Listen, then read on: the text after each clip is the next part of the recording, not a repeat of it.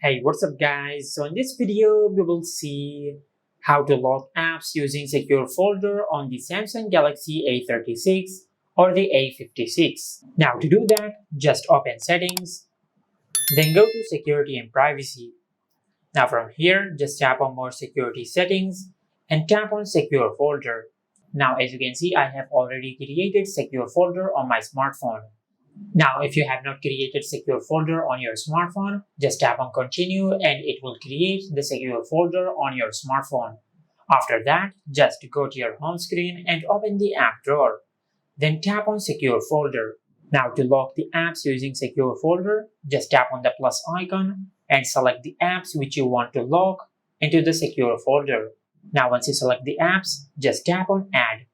Now as you can see, we have successfully created a copy of these apps into the secure folder. Now after that, you can either delete the original app from your app drawer and you can use the copy of the app from the secure folder.